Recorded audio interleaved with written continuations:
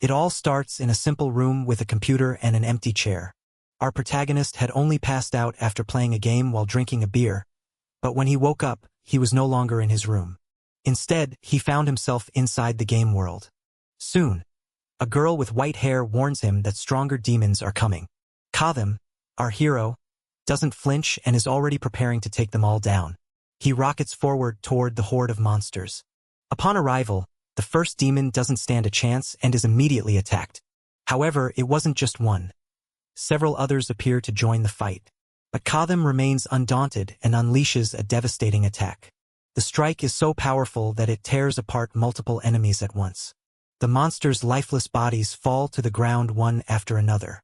Within seconds, the battlefield is littered with defeated foes. At the center of it all stands our protagonist, the cause of the destruction. He raises his head and surveys the aftermath of his overwhelming power. Katham thinks that since he is in the demon realm, everything is more difficult. The path to confronting the great demon seems quite complicated. Despite this, he recalls something even more troubling. He knows he's going to get scolded by that Melissa girl when he returns. While he's mulling this over, a gigantic horde of monsters appears. In desperation, a red-haired girl calls out Katham's name. Then Melissa arrives, already scolding him. Soon after, a knight clad in golden armor appears to intervene in the argument. He quickly engages the nearby stone monsters in combat. This is Gale, the hero, who demonstrates his skill with his sword. Gale then tells Melissa to save the argument for later because the fight is the priority. She grows frustrated with his attitude, thinking he's too uptight. Meanwhile, the white-haired girl prays, asking for protection for everyone. Her name is Suril, and she worries that Katham is overworking himself. The fighting continues fiercely, with the monsters being crushed mercilessly. Then, a priest named Gordon tells Suril not to worry so much. He believes the protagonist has his own reasons for fighting the way he does. The group decides to focus on the battle first and deal with Katham afterward. Our hero then formally introduces himself to the viewer. He is part of the heroes group formed to defeat the boss.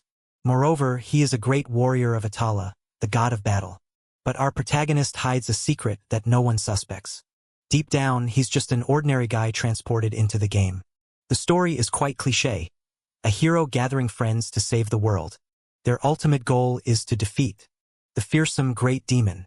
But for our protagonist, this adventure is not merely a pastime. For a normal person who has never harmed anyone, this life is pure hell. To survive, he must take drastic measures because this world is simply too cruel for an average person. He then activates his ability, transforming into a blood berserker. Driven mad, his mind focuses solely on killing more and more demons. He believes that if he defeats all the enemies that appear, he will finally escape this cursed world he despises. And so, he bids farewell to this life of endless suffering and brutality. Completely transformed, he loses control and becomes a monster. His only wish is to leave this place as quickly as possible, eager to hasten the process and end it all once and for all. He climbs atop a mountain of bodies, unleashing his fury, and in the midst of his madness, begins devouring the monsters he has slain. Suddenly, a demon resembling a succubus appears on the battlefield. She looks at the protagonist's state and calls him a demon. She attacks him, but he vows to wipe out their entire race. With a wild, frenzied look, he shouts that he will drink every last drop of blood. He lunges at her with all his might, but someone calls his name from afar. A bright light shines, and a voice urges Lord Katham to awaken. Gradually, he begins to come to his senses, still confused by the situation. Lying on the ground, Melissa calls out to Katham despite her severe injuries. In a moment of rage, our hero had attacked her without realizing it. When he regains awareness, he is shocked to hear his friend's voice. He can't believe he has sunk to this level of madness. The Berserker ability is slowly driving him insane. What was once just in-game text has become a real curse. This madness invades the mind and devours it from within. The blood of demons, once repulsive, now tastes sweet to him. He wonders if he can remain sane until he defeats the great demon. His instincts scream at him to kill and devour everything, but Melissa embraces him from behind, managing to soothe his fury.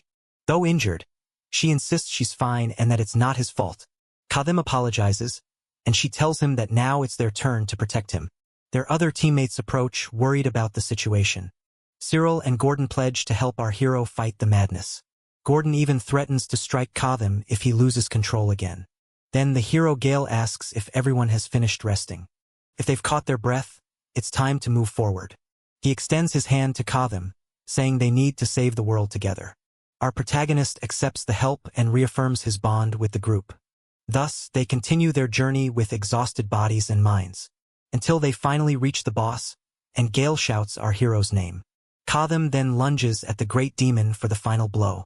The red monster doesn't even have time to react to the surprise attack. Our protagonist channels all his strength into a massive spinning strike. Gale watches everything with relief as the fight nears its end. The blow strikes the great demon squarely, leaving him defenseless. With that, the enemy's body begins to disintegrate in midair. Melissa observes from afar as the long battle's outcome unfolds, wondering if it is finally over. Gordon approaches her and places a hand on her shoulder to comfort her. Smiling, he confirms that yes, the fight has come to an end. The girl is in shock, unable to fully grasp the reality of her victory. Suddenly, she notices something strange happening. A mysterious light begins to shine over the battlefield. No one in the group understands what is occurring at that moment. Cyril cries out desperately, asking where Lord Kotham is. Their hero drops his weapon and starts walking toward the light. Gale tries to stop him, shouting that he doesn't know what lies ahead. However, the protagonist ignores her and continues forward. He then turns to take one last look at his friends. He says it was a true honor to fight alongside them. Gale reaches out to stop him, but it's too late. A bright light blinds everyone. As the protagonist disappears, too weak to stand, Cyril begins to fall to the ground, collapsing completely exhausted after all that has happened. Alone on the battlefield, the light illuminates her sorrow. The girl calls out Kotham's name, her voice filled with pain. Meanwhile, the hero walks through a dark place, leaving footprints of light behind him. He continues forward into the darkness. Uncertain of what to expect, he realizes that nothing has changed and contemplates what he will do when he returns. The first thing he wants is a beer and a good night's sleep. He feels guilty for not saying goodbye but promises never to play again. He accepts that he will never see his friends again and bids farewell to his life as a warrior. Suddenly, a door of light appears, and he believes it to be the exit. But as he nears it, he notices something dreadful and is struck with shock. He can hardly believe what he's seeing and hopes it's just a nightmare. Beyond the portal, a gleaming cross emerges from the darkness. His shock swiftly turns to despair, and he begins to laugh uncontrollably. Our protagonist then bursts into a laugh of pure madness, much to our hero's dismay, and now he finds himself in a line of prisoners being led away by guards. His hands are handcuffed, and he's still trying to comprehend what happened. Everyone walks along a dirt road, unaware of their destination. Next to him, an old man complains that he was unjustly arrested for robbery. One of the guards quickly grows irritated and orders everyone to be quiet. The prisoners fall silent immediately, fearful of what might happen. The guard then grumbles that they're nothing but a bunch of noisy trash. But another man tries his luck and claims he was also caught by mistake. The soldier turns to him and asks very rudely what he wants. The man swears he was framed and insists he never sold anything related to demons. The guard just stares at him silently, barely paying attention to the story. The prisoner then realizes he's been the victim of a serious setup. He looks at the young paladin on horseback and understands that the paladin is the culprit. The guard also knows that if he does anything wrong, the paladin will finish him off. So, he accuses the prisoner of doubting the word of Elga's champion and sends the man back, saying that if he's innocent, he will be released one day. The poor fellow returns to the line, completely hopeless of ever getting out. The guard feels sorry but knows he won't survive much longer. Yet, setting the merchant aside, he seems to be thinking about something else. The guard then turns his attention to our protagonist, who is handcuffed right behind him. He wonders how they managed to capture such a powerful barbarian. Meanwhile, our hero walks among the others, completely bewildered. He wonders what on earth is happening now. His body looks the same, but all the power he once had has simply vanished. At least the madness and guilt that once consumed him have also disappeared. Judging by the New Game Plus message, he must have returned to the very beginning of everything. Even so, He still doesn't fully understand what's going on. He comments to an old man that even games don't start like this. Suddenly, an old man nearby offers him a dried root. He tells him to chew it during the trip so he won't get bored. Our protagonist faces the old man, puzzled by this unexpected kindness. The old man explains that barbarians once helped him, and this is his way of thanking them. Our hero picks up the root, still somewhat suspicious of the situation. Kadam then asks how he was captured, but the old man says he doesn't know. The old man simply continues walking, wearing a very sad expression. Our hero thinks that the Empire's paladins are hostile toward pagans. The old man is surprised and asks if he doesn't know the Lucanian Empire. Kadam recalls it was a kingdom, but the old man says that was a long time ago. He wonders if he has fallen into a parallel world and asks where they are headed. The old man warns that in Lucan they will face the inquisition of the judges. Our hero thinks that at least they won't kill him all at once. The old man despairs, seeing no hope in their situation. He says the inquisitors are insane and will treat our hero like a toy. The old man describes the horrible things they will do to him. Suddenly, a paladin attacks the old man for talking too much. The poor man falls to the ground without any chance to defend himself. The paladin then says that anyone who insults an agent of Elga pays with their life. He gives a cruel smile, showing he doesn't care in the slightest. His horse then begins to walk toward our hero. The paladin asks if it was the barbarian who started all the trouble. He orders our boy to bow down and beg for forgiveness so he won't be killed. If he apologizes, the paladin promises to spare his life. Our protagonist simply gives the knight a mocking smile. Enraged by the audacity, the paladin calls him a cheeky pagan. Considering this blasphemy, he charges at him with his sword. Our hero doesn't even flinch as the blade approaches his face. He just offers a slight, confident smile at the corner of his mouth. The paladin is shocked and cannot understand his reaction. With his hands handcuffed, our hero effortlessly draws his sword. The paladin tries to draw his own weapon, but our hero's strength is overwhelming. Desperate, he yells at our protagonist to drop his blade. Our boy then says that since he asked nicely, he'll comply. With a single motion, he throws the paladin and his horse far away. Furious, the knight vows to judge the pagan right there. Barely able to believe what just happened, our hero leaps toward the paladin to end the fight. The impact on the ground is so strong it raises a cloud of dust. When the smoke clears, the knight lies fallen and defeated. His horse, unable to handle the strain, was dragged uphill. Our protagonist merely observes the scene without showing any reaction. The paladin rises, incredulous that a pagan dared to attack him. He says, "Our hero will pay for having wounded an agent of God." Our boy thinks that since the knight is a rookie, such an attack wouldn't kill him. The knight's lance then begins to glow with blue energy. He stands and grabs his weapon, ready for a new confrontation. Our protagonist recognizes the spear and knows what is coming. The paladin begins to pray to his god, Elga, the master of eternal light. A divine light descends from the heavens and empowers him with a sacred strength. He declares that, in Elga's name, he will judge our hero for his sins. With his spear gleaming brightly, the paladin charges forward with all his might. He advances swiftly toward our hero, ready to deliver the final blow. Sensing the imminent danger, our protagonist braces himself. He knows that, in his current body, he doesn't have the slightest chance to evade. Then the spear of light strikes him squarely with overwhelming force. The impact is so strong it hurls him far away and breaks his handcuffs. Our hero crashes onto a cart, smashing everything in his path. Placing his hand on his chest, he feels a blue energy radiating from the wound. The paladin is shocked to see he is still alive after that. Approaching, he says, "The barbarian's resistance is ridiculous." Our hero thinks that even with his abilities reset, he still has one, and that ability is precisely the power to transform into a blood berserker. He then wonders how he can get out of this complicated situation. Suddenly, our protagonist smells a familiar scent coming from the cart.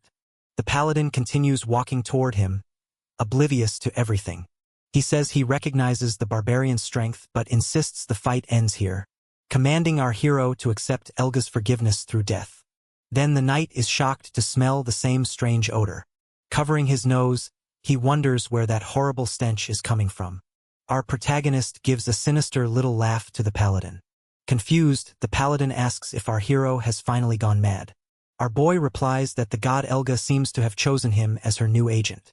He then plunges his hand into the wreckage of the cart and pulls out something. From there, he reveals the head of a goblin, the source of the horrible smell. Disgusted by the sight, the paladin steps away from the revolting head. A wound on our hero's chest glows, forming a sacred symbol. With a confident smile, he faces the speechless paladin. Then, our protagonist picks up what remains of the ogre as a trophy, and to everyone's shock, he squeezes the goblin's head before him. The creature's foul blood begins to pour down its body. Without hesitation, our hero drinks it all, leaving the paladin stunned by the scene. The soldiers and knights stand frozen, unable to believe what they're witnessing. Disgusted, the paladin declares our hero too filthy to come near, and orders a random guard to finish the job. As the monster's blood courses through him, a red aura radiates from our hero. The poor soldier trembles at the command but has no choice but to obey. Summoning his courage, he charges forward, shouting at our protagonist. The guard tries to strike with his spear, but our hero is quicker. With one hand, he grasps the soldier's face with incredible force, lifting him off the ground effortlessly. Desperate, the guard pleads for his life, begging not to die. In such a horrible way, the paladin is shocked by the barbarian's strength. Without hesitation, our hero delivers a fatal blow to the soldier. He then reflects that it was a weak demon, and he only granted it basic strength. Already enough to escape the cursed procession, his eyes glowing red, he shouts that it's more than enough. With a cry of fury, he unleashes all his newfound power. One guard stammers in fear, unable to speak clearly. Terrified, he shouts to everyone that our hero is a monster. Panic-stricken, the soldiers drop their spears and flee desperately from the chaos. The paladin then yells for them not to retreat and to form a battle line. He also warns that anyone who tries to flee will face severe punishment under military law. The knight believes that if he strikes him a few more times, the enemy will finally fall. But suddenly, our hero hurls the goblin's head in his direction. The impact is so powerful that the paladin is thrown backward, unable to recover. He collapses to the ground, stunned by the blow he just received. Looking ahead, he sees the demon's head and becomes confused. Then the knight seems to realize something and breaks out in a cold sweat of nervousness. Suddenly, he comprehends the danger and is utterly shocked. Our protagonist rushes toward him at an incredible speed. The paladin quickly braces for the upcoming battle. He begins to pray to his god Elga, the master of eternal light. With shining eyes, he asks for the strength to finish off the servant of the demons. Our hero leaps into the air for a devastating overhead strike. The paladin shouts the name of his god and prepares a powerful counterattack, launching his light attack toward Katham with all his might. Wearing a wild grin, the paladin believes the fight is already won. But our hero suddenly appears behind him and asks if that's all. The knight is stunned and begins to sweat profusely, completely bewildered. Our boy effortlessly holds the light spear in his hand. Immediately afterward, he readies a punch with his hand glowing red. The blow lands squarely, violently hurling the paladin away. The force of the impact reverberates through the sky with unbelievable power. The scene pulls back, revealing the fallen knight after the beating. With a weak voice, the paladin stammers, begging our hero to stop. He admits he was wrong and begs for forgiveness, face pressed to the ground. Our protagonist simply watches him with a red aura of fury. Then he turns his back, and the paladin thanks him, believing he has been spared. Yet inside, he curses our boy and vows revenge for the future. He stays lying on the grass, trying to catch his breath after the fight. The paladin swears he will take revenge but suddenly notices something odd. Beside him, a spear is stuck in the ground very close to his head. Then our protagonist's feet come into view. The knight looks up and sees the shadow of our hero looming above him. In his eyes is the pure terror of someone who knows it's over. Our boy picks up the spear and remarks that he still prays to Elga. He then says he hopes the knight can remain with his god. Desperate, the knight begs our boy to wait a little longer, but our protagonist calls him Elga's little puppy and attacks mercilessly. With that, the paladin crawls upward, the spear pressed against his chest. Our hero then glances to the side with a very serious expression. He realizes the other guards are trying to escape, running desperately and screaming to get away. Our boy recalls an important lesson from his early life. Meanwhile, the soldiers keep running without looking back. One of them even glances behind to see if he's still being pursued. He thinks he's safe, but suddenly a spear strikes him squarely. It wasn't just him. The others are taken down one by one. The lesson was simple.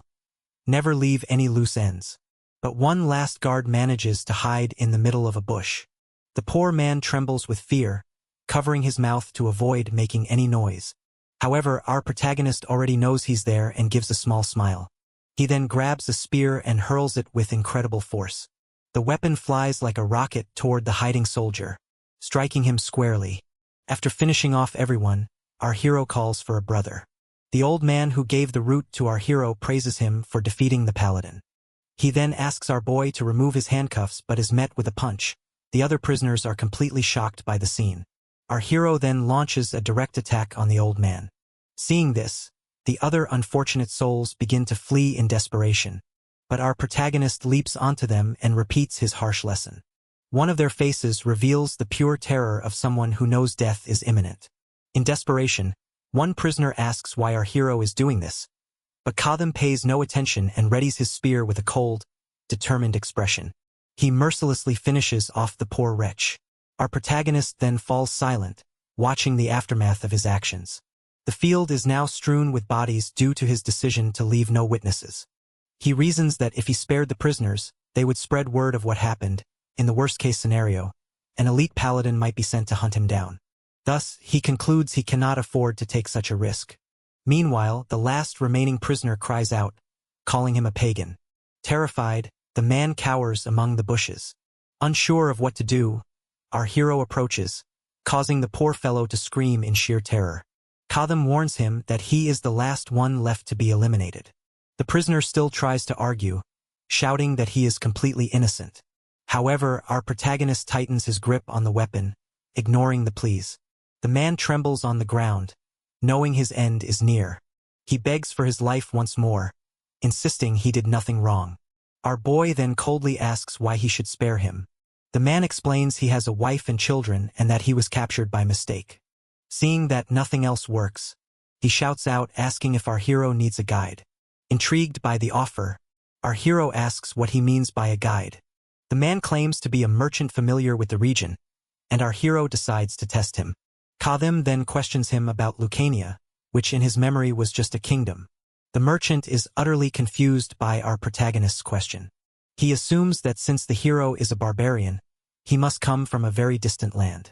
Growing impatient, our hero demands an immediate answer. The man replies that the empire was founded 248 years ago. Kadam then asks what year it would be in the lunar calendar, which he knows.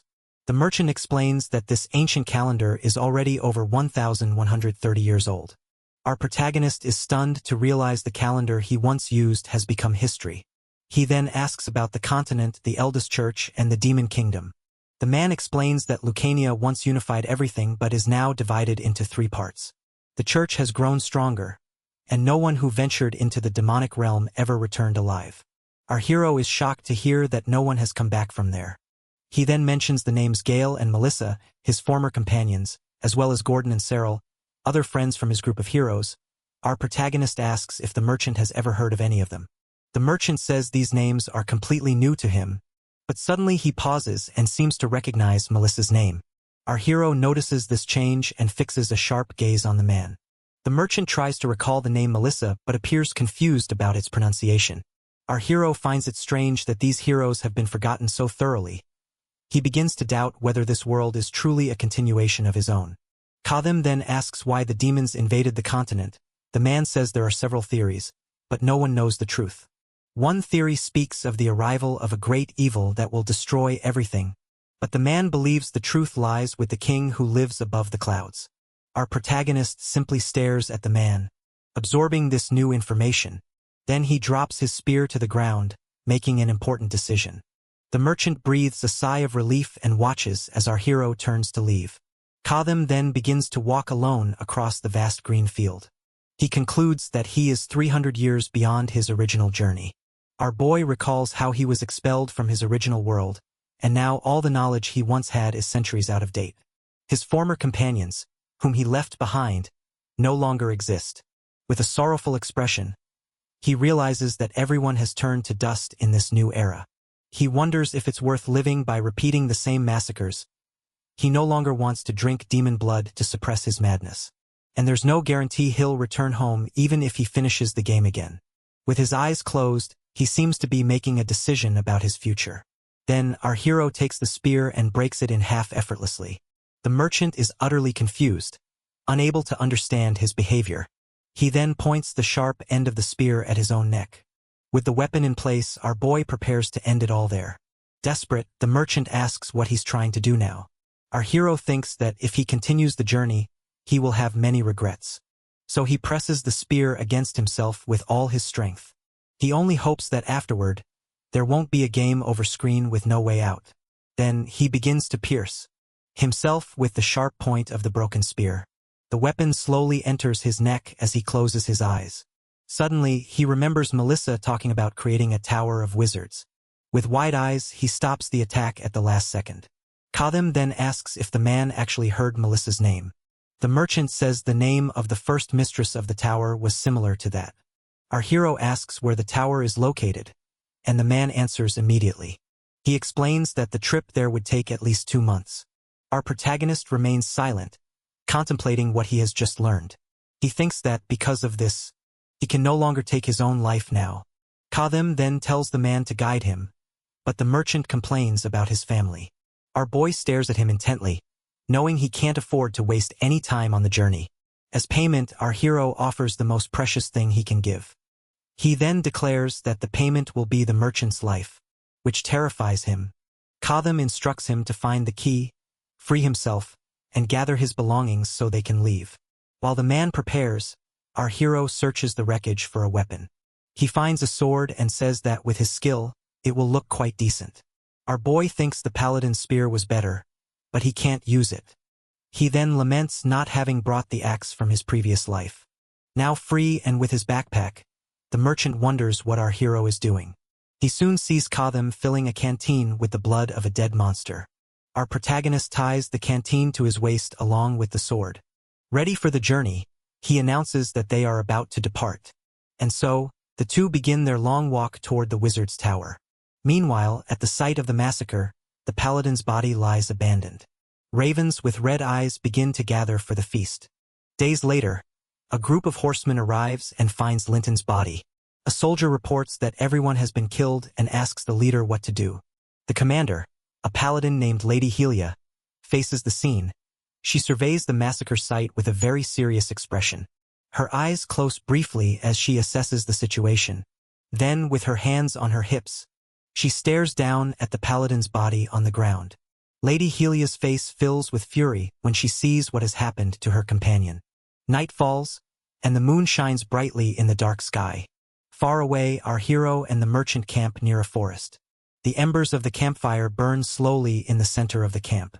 Our protagonist appears to be sleeping peacefully beside the fire. The merchant then spots a golden opportunity to escape from the monster. Desperately, he starts running through the forest without looking back. Exhausted, he pushes himself to run with all his strength to get away. The man named Duncan feels triumphant because he has finally managed to break free. He believes he must run as far as possible to save himself. Duncan knows it's dangerous to travel alone, but the real problem lies elsewhere. His traveling companion is a barbarian who devours demons. In recent days, the merchant had tried to be kind, offering food to Katham, and even giving our hero a blanket to keep warm. When he attempted to start a conversation, however, our hero simply ignored him. The barbarian rarely speaks and doesn't allow questions beyond what's necessary. Duncan concludes that the barbarian is not a man but a beast. He thinks that if that were the only issue, he could endure it. Suddenly, though, our hero appears out of nowhere right in front of him. With a wry smile, he remarks that the merchant is very slow. Leaving Duncan completely shocked, Duncan is left speechless at our hero's speed, as he barely points in the right direction before disappearing right before his eyes. Our protagonist stands there with his arms crossed, just waiting for Duncan to catch up. His gaze is so intense it feels like a warning to the poor merchant not to linger. Duncan wonders if the hero's legs are made of steel, as he's on the verge of collapse. The merchant feels that if he continues at this pace, he'll be crawling soon. That's why he decides he must escape the monster no matter what. The perfect chance arises, and he runs through the dark forest without hesitation. He believes that because it's dark, our hero won't know where he's gone. But suddenly, the poor man stops running and turns pale with despair. His backpack, filled with all his treasures, was left behind at the campsite. He worries that going back might awaken the beast, but he doesn't want to lose his belongings. However, he decides that his own life is more important and continues his escape. Exhausted, he stops and realizes he is completely lost in the forest. Still, he feels a sense of relief, believing he is finally free. Suddenly, a voice asks him why he is in such a hurry. Duncan is paralyzed with fear, unable to believe what is happening. Right in front of him, our hero asks why he is running away like that. With a cold look, he reminds the merchant of the payment that was promised. Poor Duncan trembles so much he cannot utter a word. Desperate, he throws himself to the ground and begs for forgiveness from our hero. He bows and apologizes, promising never to do it again. But our hero wants to know the reason for the escape so it won't happen again. With a serious expression, he demands that the merchant explain why he fled. Duncan stammers, saying that Kotham's pace is too fast for him. The merchant explains that if he had kept up that speed, he would have ended up dying. Hearing this, he is sure that now he will finally get to slow down. Our protagonist remains silent, processing the information, and to Duncan's surprise, he simply tells him to return to camp. Our hero then announces that he will be moving a little slower from now on, turning his back to the merchant. He begins walking back the same way. Poor Duncan is completely confused by our hero's reaction. Back at camp, the fire now burns much more intensely. While our protagonist keeps watch, the merchant sleeps peacefully, though he seems to be having nightmares, begging not to die. Our hero watches the scene without showing any reaction. He recalls that his fast pace was a habit from his early life, where every moment was a race against time in a hostile place. Because of his madness, he and his friends lived in constant danger. But now he realizes things are different, and he can relax. Moreover, our hero now has a good reason to slow down. The merchant proves to be an invaluable guide and suggests a safe detour. He then anxiously awaits our protagonist's response to the plan. Kotham agrees with the route, and Duncan feels relieved by his decision. Our boy thinks that without a guide, he would have gotten lost using his 300-year-old map. The merchant warns that the only safe place for him is the Alliance of Free Cities. Kotham wonders if the paladins are the reason he hasn't encountered any demons. He then realizes the blood in his canteen is going to spoil and that he needs more. Night falls once again as the pair continue their journey through the dark forest. Suddenly, Duncan stops and warns our hero about something ahead. In the distance, they spot a small wooden village in the middle of nowhere. The merchant suggests they stop there to rest and get food. Our protagonist then notices something very strange. He comments that the village is completely dark, without a single light, and to make matters worse, the main gate is open and no guards are around. Duncan wonders if it's an abandoned village, but Kotham decides to investigate. The merchant grows frightened and says a monster may have attacked the place. Suddenly, a figure rushes past one of the wooden houses. Duncan is startled by the movement, and our hero immediately goes on high alert. Without hesitation, our protagonist draws his sword, ready for battle. Yet he gives a small, knowing smile and welcomes the news. Our hero then enters the eerie village with the merchant trailing closely behind. Duncan asks what happened there, since the place doesn't look abandoned. Suddenly, our protagonist stops dead in his tracks. He stands perfectly still, realizing something is very, very wrong. With sharp focus, he fixes his gaze on a specific spot in the dark village. The merchant, terrified, asks why our hero stopped so suddenly. He then notices that only one door in the entire village is open, but our hero is quicker, and lands a fatal blow on the monster. The creature's head flies off before it can even react. Duncan is shocked by the scene and nearly stumbles from the surprise. However, another monstrous hand appears in the doorway, signaling more danger, and several other goblins emerge. Ready for the fight about to erupt, the merchant stammers in fear, but Kotham explains they are being controlled, and with that, he cracks a slight smirk, having found what he was looking for. One of the goblins immediately charges forward, wielding a club to attack our hero. Our protagonist then readies his sword, which glows with a blue light. The creatures are stunned by his speed and power. With a determined expression, our hero grips his sword firmly. One goblin screams and rushes at him to begin the attack. But our hero is faster, slicing it in half with a single strike. The blue light trailing from the sword highlights his incredible speed. The blow is so precise that the monster doesn't even realize it has already been defeated. Another goblin attempts to attack from behind, but our hero blocks it effortlessly. With a swift spin of his sword, he finishes off the second enemy.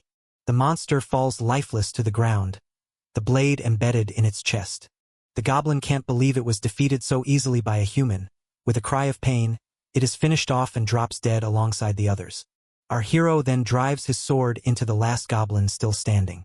The merchant, terrified, asks if all the monsters have been defeated. He then wonders if the fight is finally over, but Katham remains uncertain. Suddenly, Duncan is startled by a noise coming from the same house as before. A goblin's hand appears at the door, revealing that the fight is far from over, and out steps a much larger goblin holding a little girl hostage. The merchant is stunned to find the victim is just a child. With a furious glare, the monster readies itself for the final confrontation. But then, our hero's sword flies through the air and strikes the creature squarely in the head. With that, the protagonist rescues the girl and ends the threat. The sword stays lodged deep in the goblin's head, which never even got a chance to fight back. The massive monster collapses to the ground, taking the little girl it was holding down with it. Duncan grows concerned and asks if the child is okay after such a harsh fall, but our hero assures him she will be fine and immediately springs into action. He approaches the girl and begins untying her ropes with a serious expression. Our hero calls out to her, trying to get her to talk about what just happened. The poor child trembles with fear, and he reassures her he means no harm. Duncan then tries to soothe her with a stuffed bunny and a piece of candy. He offers her some dried licorice, saying it tastes very sweet. The girl accepts, and Katham compliments the merchant on his way with children. The girl starts eating the candy, still visibly shaken by everything. Duncan mentions he has a son about the same age, and our hero falls silent. Suddenly, the little girl calls out for her mother, leaving both men confused. The merchant promises they will help her find her family, but the girl reveals her parents abandoned her there to die alone. Our hero is taken aback, clearly not expecting such a shocking confession. Duncan then asks who tied her up so cruelly. At that moment, our protagonist begins to understand the full truth behind the situation. Suddenly, a woman screams the little girl's name, Lenny. Her mother appears and tells everyone to be quiet because of the goblins. She then rushes over and hugs her daughter, Lenny, relieved she is safe. Crying with emotion, the woman thanks our hero for saving her child. Shortly afterward, other villagers arrive and are shocked by the scene before them. One of the villagers then steps forward and asks if our hero was the one responsible for all this. Our protagonist pulls his sword from the monster's head and replies that it wasn't him. He then raises the weapon and says it was his sword that did all the work. Katham asks why they offered their own daughter as a sacrifice. The villagers fall silent, lacking the courage to meet our protagonist's gaze. One of them explains that the village was built on an ancient goblin forest. The soil in their old land was spent, so they set fire to this area and settled there, and when they saw the fire, most of the goblins ran for their lives. But then something strange happened. Some time ago, the goblins that remained in the forest started attacking them. They were so ferocious, the number of casualties kept rising. As the damage piled up, they couldn't just stand by.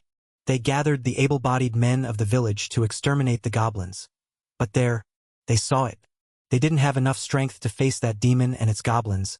Unable to withstand the goblin offensive, they eventually gave up and surrendered to the demon. He adds, the demon didn't kill them, instead he said that he'll come visit next week.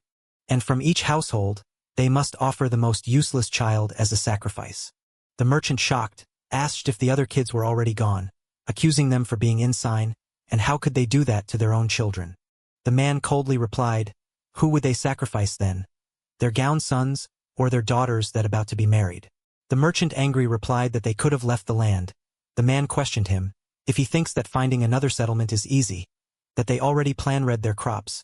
If they leave now, they'll starve to death. The barbarian then slams his hand on the table, breaking, taking everyone's attention. He asked that thing how many horns did it have on its head. The man, surprised by the question, replied that it didn't have any. Our MC stayed silent for a while. Then he grabbed his sword and said, good, Lead the way. The man, clearly surprised, asked the way to where?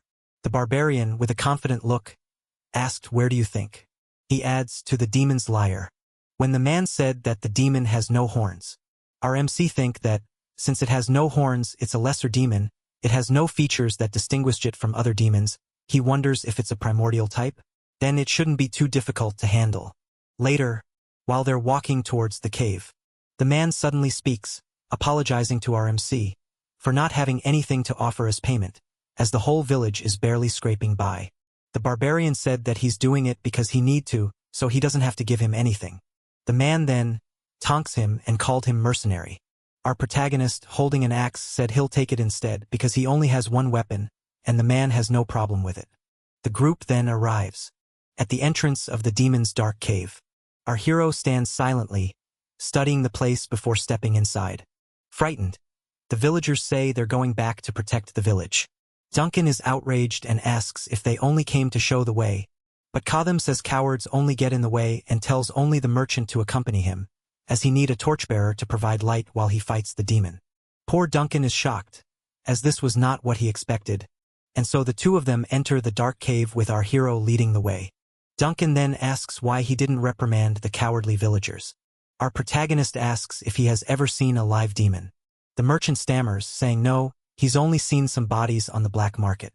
Kotham explains that facing a demon head-on changes a person forever. A place where fear and the will to survive are all that remain.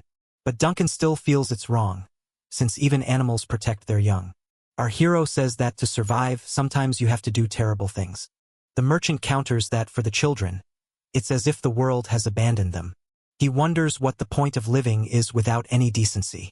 Suddenly, Kotham stops walking, startling Duncan. Our hero thinks the merchant has an ethic he himself lost long ago. Duncan grows worried and asks if the other children are still alive. Our protagonist closes his eyes and concentrates for a moment. He then explains that if the demon is truly evil, it will keep the children alive. Duncan is confused, but our protagonist swiftly snatches the axe from his hand. The merchant, desperate and bewildered, calls out the hero's name, not understanding what's happening. With a quick motion, the hero hurls the weapon into the cave's dark depths. Poor Duncan, frightened, closes his eyes, dreading what's about to unfold. The axe flies like a rocket towards something hidden in the dark, and suddenly it strikes its target dead on. Our hero then extends his hand and asks what the object was. A goblin stumbles into view, the axe embedded in its head. The creature collapses to the ground, revealing a horde of other monsters. Blood trickles down the goblin's face as more emerge from behind, letting out a war cry. The other goblins charge forward to attack the pair. Startled by the number of monsters, Duncan is told by Kotham to light the way. With no time to waste, our protagonist charges toward the enemies. The first goblin lunges, but the hero stops it with one hand. Without mercy, he drives his sword into the monster's neck. Using incredible strength, he grabs the arm of the attacking goblin and wields its body as a weapon against the others. He notices the cave is filled with stalagmites and stalactites, limiting his sword's range. The goblins ready their weapons for another assault. Fearlessly, the hero braces for the fight ahead. Sword in hand, he charges into the horde. With no time to lose, he throws his sword like a sharp boomerang. The weapon spins through the air, striking the head of one goblin in the crowd. With a spinning attack, he cuts down the enemies one by one. Then, our hero says he'll need to use the axe he was given. Grabbing the weapon, he charges at the monsters with all his might. Wielding the axe, he smashes the goblins with powerful blows. With each swing, our protagonist takes down one enemy inside the cave. The monster's blood splatters everywhere, staining the area. One of the goblin heads falls to the ground after being cleanly severed. Duncan is stunned to see that our hero defeated them all single-handedly. He stands amid the bodies of the monsters he just overcame. Suddenly, the remaining goblins begin to flee in terror. Our hero says they're running toward the demon's lair. The merchant warns that the path narrows before opening up again. Torch in hand, the duo presses onward through the cave. They soon reach a much wider, more spacious section of the cavern. Our protagonist leans against the wall, wondering if this is the goblin base. Suddenly, he catches a strange scent in the cave air. He warns Duncan to be cautious because the demon is nearby and tells him not to run, or the goblins will finish him off. He tells the merchant that the goblins might track him as a pack and kill him, and advises him if one or two of them get close, he just need to sear them with the torch. While talking, the demon was behind him. Then, our MC senses something and turns around. It was a sneak attack from the demon, and our protagonist luckily blocks the attack in time. From a distance, the merchant desperately calls out our protagonist's name. The demon then faces him and says, "It has never seen a human like him before." With a wicked grin, it lets out a sinister laugh aimed at our hero, said it's amusing. Our guy then realizes the story isn't quite as he heard it, because this so-called demon actually has horns growing from its forehead. Though small, they signify that the monster is evolving. Our protagonist braces for what promises to be a very tough battle. He knows that an evolving demon ranks as a mid-level enemy. The monster savors the look of despair on our hero's face. Then, with incredible speed, it lunges toward our protagonist. Our guy prepares himself for the impact of the incoming blow. The demon and our hero collide with overwhelming force. The monster says it likes humans because they are weak and obedient. Our hero believes he blocked the demon's attack purely on instinct. The monster's strength and speed far exceed what he had anticipated. The demon mentions that it has killed many goblins and now harbors hatred for humans. Our protagonist understands that a mid-ranked demon poses a significant threat. The monster then offers our hero a chance to save himself. It instructs him not to use the arm holding the sword, and commands him to cut off his own arm and eat every piece of it. Our hero thinks that, in his current state, winning this fight will be difficult. The demon grows irritated and asks why he isn't following its orders. Growing tired of the conversation, our hero slams his sword into the ground. He then grabs his flask of blood and declares that he doesn't take orders from blood bags. Piercing the flask with his sword, demon blood begins to leak out. The monster is shocked, not expecting to recognize that familiar scent. Without hesitation, our hero drinks all the remaining demon blood. He then throws the empty flask to the ground, ready for what comes next. A red aura starts to radiate from our protagonist's body, and with a roar of fury, he activates his blood berserker mode. The demon watches the transformation with a curious gaze. Our hero's eyes turn red, and his strength increases to an absurd degree. He knows this effect won't last long and must end the fight quickly. The demon, shocked to feel fear from a mere human, glares with hatred and vows to finish him off. With a furious roar, it lunges forward, claws extended. Our hero thinks the horns are clouding the creature's judgment. The demon attacks with its claws, but our hero manages to dodge. Now, with heightened instincts, he can track the monster's movements. The two exchange blows in a battle of pure strength and speed. The demon is surprised, not expecting such resistance from a human. Our protagonist realizes the axe won't last much longer, but he doesn't mind. If he runs out of weapons, he'll fight with his fists. The demon snarls in rage and readies another powerful attack. With a furious glare, it calls our hero an unforgivable human. Our guy dodges and prepares for the counterattack he's about to launch. Gripping his sword, he readies a decisive spinning strike and charges at the red monster.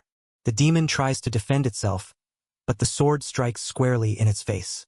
The impact is so strong it throws the demon backward, leaving it stunned. The monster is shocked by our protagonist's absurd strength. Our hero then prepares for the final blow, now wielding his axe. The battle between them reaches its climax in a clash of powers. With a devastating strike, our hero attacks the demon with everything he's got. The monster is stunned by our protagonist's destructive power. With a cry of pain, it tries to attack, but our guy is faster.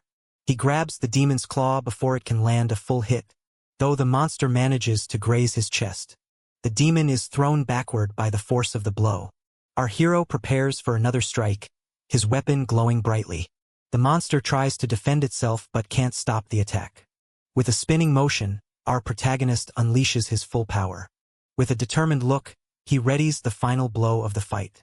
The demon senses the danger and tries to back away to protect itself. Leaping backward, it attempts to escape the devastating attack. The blow is so strong it shatters the cave's rocks with ease. The demon falls to the ground, completely defeated and with no strength left to fight. It then asks what our hero is, since he doesn't seem human. Our protagonist simply stares at it, his red aura of fury glowing. With his eyes shining, he says nothing and just watches. The demon then concludes that it is a monster with a human appearance. Terrified, it tries to get up and flee the place as quickly as possible. But our hero catches up to it and throws it against the cave wall. The demon realizes it is losing in strength and that attacking head-on is useless. Frightened, it hides behind a pillar and screams for the goblins to attack. The monsters then approach the merchant, who is cornered against the wall. Holding a torch, the merchant threatens the goblins to keep them from advancing.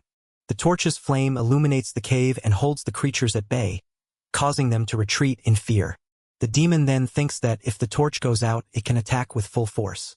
Our hero slams his sword into the ground and prepares for his next move. He notices the monster jumping between the stalactites on the ceiling. With his hands bleeding, he picks up the axe that had fallen to the ground. Weapon in hand, he readies himself for the attack he's about to launch.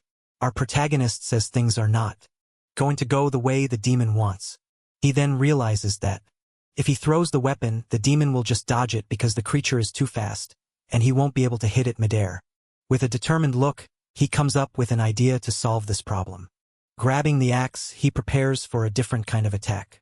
He says he's going to destroy the spot where the demon is standing, and with a powerful throw, he launches his axe at the cave ceiling. The monster is surprised, not expecting an attack like that. The weapon spins through the air with incredible force, heading for the rocks. The impact is so strong that it shatters the stalactites on the cave ceiling. In the distance, the merchant and the goblins watch the scene, not understanding what is happening. With nothing to hold on to, the demon begins to fall amid the rubble. The explosion kicks up a cloud of dust that fills the entire area. Our hero's sword, lodged firmly in the ground, waits for the next move. The demon complains that dust has gotten into its eyes, momentarily blinding it. Seizing the perfect opportunity, our hero plants his feet firmly and charges forward. Taking advantage of the monster's distraction, he attacks with everything he has, delivering a precise strike that drives the sword straight into the demon's eye. The creature screams in pain from the sudden assault. With a smirk, our hero remarks that its face looks pretty cool now, even with the wound. The demon screams back that it will still finish off our protagonist. Surprised that the demon is still alive despite having its head pierced, our hero grows annoyed and calls the creature a nuisance. As the monster prepares for the final blow, it screams in agony and begs our hero to stop. But our protagonist shows no mercy. Pulling the sword out with even greater force, with a devastating strike, he splits the demon's head in two. The creature doesn't even have time to react before it is sent to the great beyond for good. As the monster's body collapses to the ground, the great battle finally comes to an end. Our hero then realizes the effects of the demon's blood are wearing off. He breathes a sigh of relief, having nearly had to fight without his full strength. Suddenly, he hears a noise and turns to the side, surprised. The remaining goblins now appear confused and much calmer than before. Katham understands that the demon's energy controlling them has vanished. Even so, he grips his sword, ready for whatever comes next. Without hesitation, he attacks one of the goblins that had been standing there. Our hero explains that he intends to finish them all off since they have already become semi-beasts. One of the goblins, frightened by his approach, tries to react, but Katham gives it no time and lunges at the creature. The little monster doesn't even see what hit it before it is cut down without mercy. Our hero continues the massacre and notices one of the goblins trying to sneak away. Shortly after, he finds the last goblin holding a torch in its hand. Preparing to finish off the final goblin, he is suddenly interrupted when the merchant desperately screams his name. The merchant then grabs our hero's sword to stop the attack. Surprised and confused by his companion's actions, our hero watches as the merchant, trembling with fear, manages to hold the blade with his bare hands. The merchant turns to our hero with a look of pure concern. Duncan successfully halts the attack, and our hero steps back for a moment, silently trying to process what just happened. The merchant asks if he is okay, noting that his appearance seems strange. Our hero assures him that everything is fine and says the children must be inside. The merchant agrees and tells him to let him handle the goblins. Together, the duo ventures deeper into the cave, with our hero carrying the demon. Back in the village, the residents celebrate the return of the missing children. Families are reunited in moments filled with pure joy and relief. Our hero is welcomed by everyone as a great savior. When a villager offers him food, Duncan asks about the reward. Parents and children cry tears of happiness at being together again. Our hero insists the food should be given to the children first, and adds that the merchant should go eat with them. Duncan is shocked and thanks our hero for his great kindness. One of the rescued children looks at our hero with a frightened expression. The merchant, Duncan, then becomes thoughtful about our hero's actions. He recalls what he saw in the cave and is shocked by the scene. The rescued children were in a trance, repeating strange words.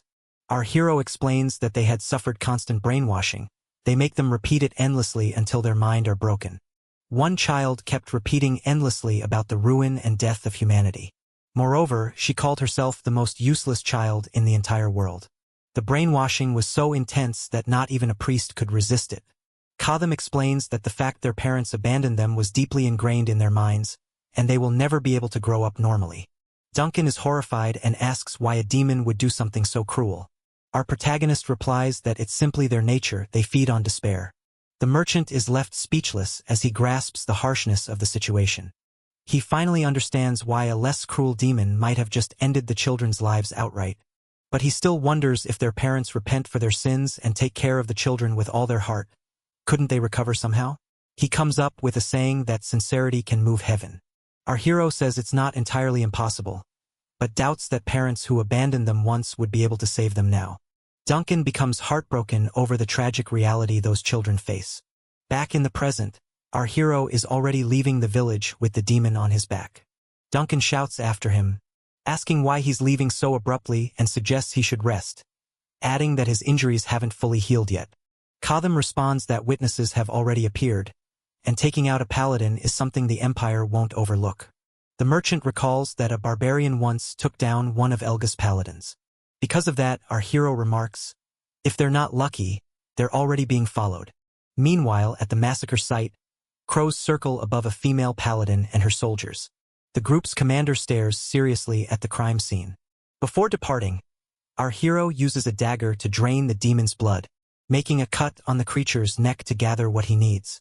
In front of everyone, he fills his flask with the dead monster's blood, thinking that half a flask is more than enough for any future emergency. After collecting the blood, he tosses the rest of the demon's body onto the ground. A villager asks what he plans to do with the creature's body, and our protagonist says he doesn't need it and tells them to burn it all. The man is confused, having thought that he hunted demons for money. He even suggests that selling the body could bring in a good profit. However, our hero warns that the smell of blood will attract other monsters. With a serious expression, he asks if the village wants to risk being attacked again. The villager, frightened, stammers that he doesn't want any more trouble. Alarmed, the other villagers begin preparing to burn the body. Suddenly, an old woman approaches our hero from behind and, as a token of gratitude, offers him a pair of boots and a belt. He accepts, noting that the new items will be very useful on his journey. Without delay, he equips the boots and belt. Ready to depart, he and Duncan prepare to continue their travels. But suddenly, he feels a sharp pain in his chest. He realizes the wound from his fight with the paladin still hasn't healed. Our hero thinks his body regenerates well since the demon wounds have already healed, but the mark from the paladin's spear from 10 days ago remains unhealed. He deduces that the weapon was blessed, which is why the wound is so difficult to heal. Meanwhile, at the crime scene, the paladin named Lady Helia inspects the area. A soldier reports finding no clues, and she immediately calls him pathetic. She explains that all the prisoners were dealt with, so the goal wasn't a rescue, and nothing was stolen, but the demon's body was inexplicably carved up. The soldier then asks if she has any suspects in mind. Annoyed, Helia calls him an idiot and orders him to find evidence, adding that this is why he remains just a common paladin. The soldier thinks she's arrogant but can't argue due to her rank. Helia Munal is an arch-paladin who single-handedly defeated 20 demons and is the youngest ever to achieve this rank in the entire empire. He knows her personality is terrible, but her skills are exceptional. With nothing else to do, he simply accepts the scolding and waits for new orders. Helia then instructs him to retrieve the holy relic given to them by the archbishop. The soldier is taken aback and asks if she means the twin mirrors of Damien. The relic reveals the past, but the portion that shows the future is already broken. She shouts that their mission is to investigate, not to damage what remains of the relic. The soldier explains that the mirror would only break if it reflected a great demon. He then hands the holy mirror to Arch-Paladin Helia. She kneels down and prepares to harness the relic's power. A powerful light begins to glow from the mirror, illuminating the entire area, and with a beam of energy, the mirror projects images from the past. The first scene shows our hero drinking the demon's blood. Next, they see the paladin begging for his life before being taken away. Finally, the image of our protagonist attacking his enemies with fierce rage appears. Helia and her soldier are stunned by the scenes they have just witnessed. Our hero then appears with glowing red eyes, radiating power. Suddenly, the relic starts to crack and shatters into many pieces. The pair is shocked as the mirror breaks right before them. The soldier says this means the reflected image was that of a great demon. He suggests they return and warn everyone about the new threat. But Helia insists that now that they have identified the culprit, but she already stands, ready for the hunt. With her sword in hand, she prepares to track down our protagonist. A blue aura radiates from her body, signaling she is serious. With a determined expression, she vows to put an end to our hero. Far away, the merchant Duncan washes his face in a river at the forest's edge. He then reflects that because of his son, he can't stop worrying. Duncan shakes his head, trying to dispel the troubling thoughts. He believes that, for the children to be safe, he must keep pushing forward. Back at the camp, the merchant finds our hero lying beside the fire. He approaches and says dinner will be ready soon, but immediately notices something unusual. Poor Duncan is confused, unable to understand what's happening. Our protagonist is sweating and trembling violently, seemingly caught in a nightmare. The merchant finds it strange, since someone who hunts demons shouldn't fall ill. Suddenly, he spots the wound on our hero's chest and is shocked. Katham then realizes he should have recognized the spear's danger sooner. The weapon carried a deadly blessing against demons but had no effect on humans. However, our hero is a berserker who fights using demon blood. Duncan says he should have rested, but the wound won't heal so easily. Our hero then asks what phase the moon was in the previous night. Upon hearing the answer, he says it's fortunate they didn't miss the timing. Suddenly, a noise from the forest startles the merchant, who immediately becomes alert. He wonders what the sound could be and hopes it's nothing serious. Moments later, several glowing eyes appear in the darkness, and a giant wolf's paw slams hard onto the ground, frightening them both. From the shadows emerges a massive wolf that Duncan recognizes as a blade wolf. Despite his injury, our hero faces the new threat with a grave expression. Without hesitation, he grabs his axe and sword. He tells Duncan to stay back, and the merchant worries about his condition. Our hero laments that this cursed world has no intention of letting him rest. Nevertheless, he stands ready to confront the wolf pack, prepared for whatever comes. With a hint of defiance, he quips that the beasts could have waited to visit a sick man. The wolf pack stares at them with wild, hungry eyes. Though in poor shape, our hero takes a deep breath and braces for battle. Surrounded by monsters, he positions himself to shield the merchant. One of the wolves suddenly charges forward with full force to launch the attack. But our hero wastes no time and retaliates, axe in hand. His blow lands squarely, and the beast doesn't even have a chance to react.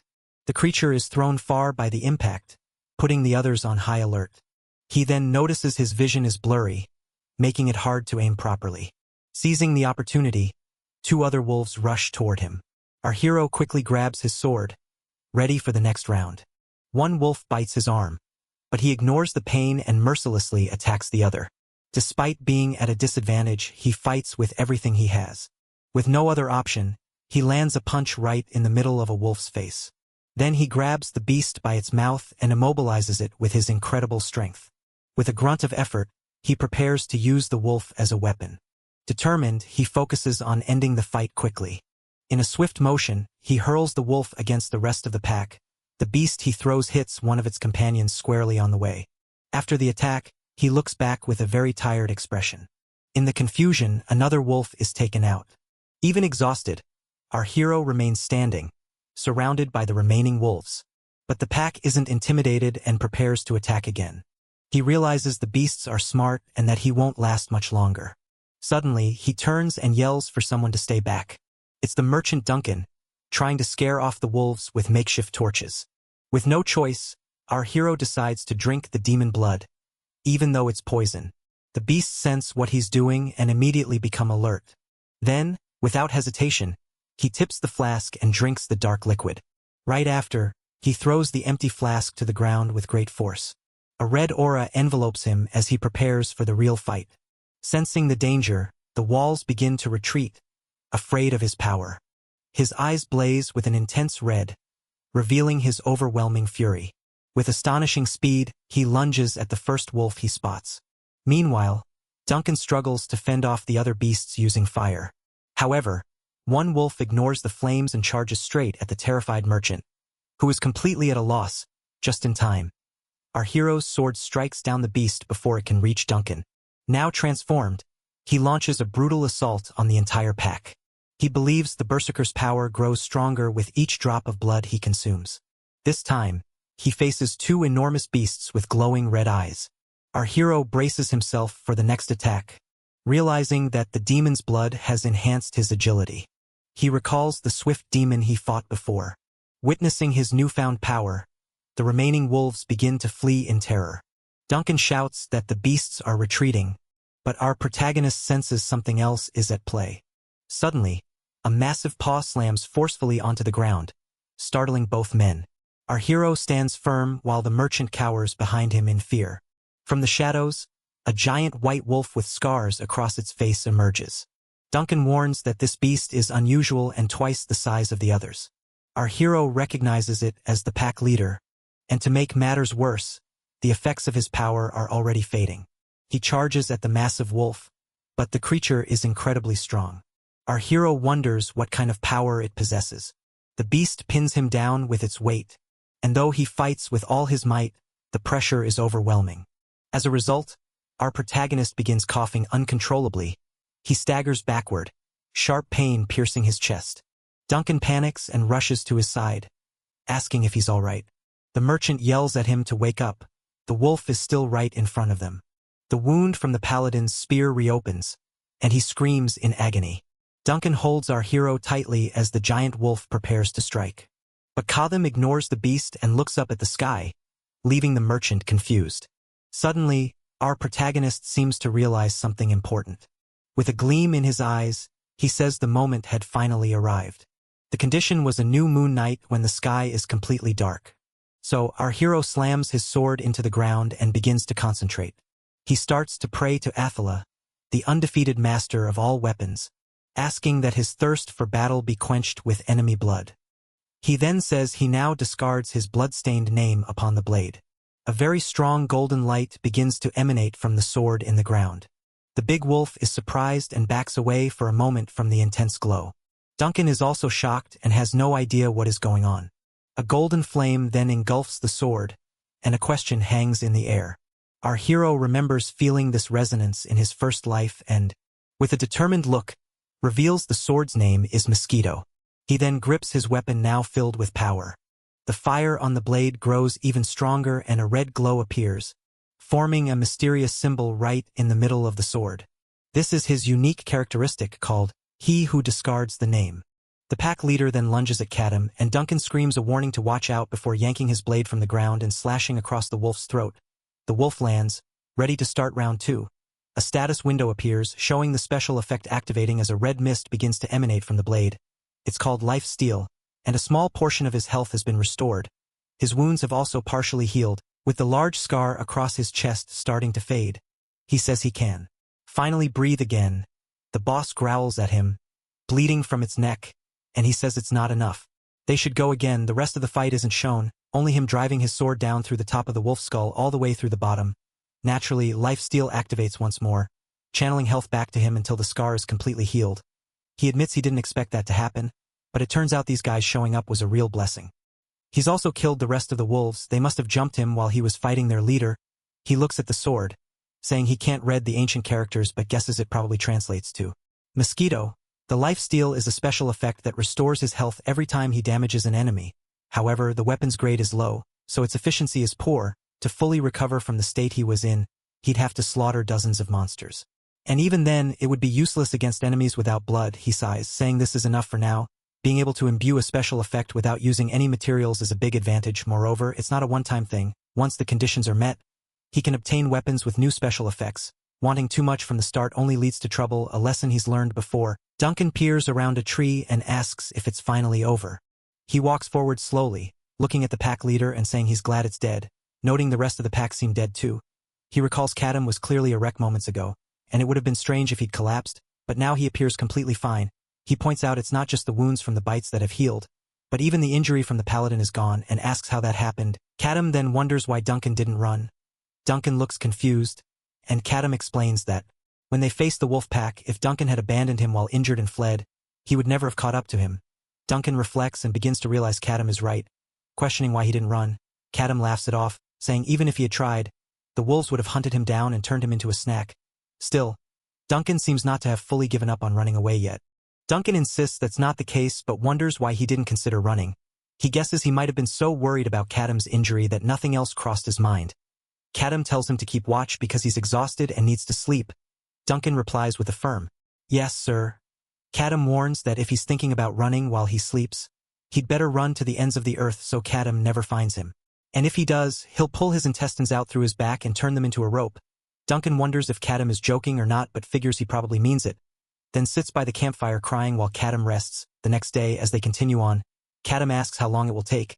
Duncan tells him it will be about 10 more days of walking to reach the territory. The Empire occupies a large portion of the south, so they have to travel farther than the central region before the border appears. Kadam asks if they can cross without issues, as he'd prefer not to encounter more paladins. Duncan assures him that shouldn't be a problem since he deliberately chose a route where patrols are light. They might encounter bandits instead of paladins, though for someone like him, bandits pose little threat. Honestly, on a personal level, nothing will stand in this man's way. He tells him there's a small castle called Morton along the route, where they should restock their food supplies. The Alliance territory is smaller than the Empire's, but trade is thriving, so the roads are well maintained if they take the shortcut. The main road, known as the Golden Road, will soon appear. From there, they can travel straight to Vestana without any trouble. Kadam confirms that the road indeed stretches all the way to the coastal city on the eastern end, which is his destination. The journey won't be easy, but it's far better than it was in the past.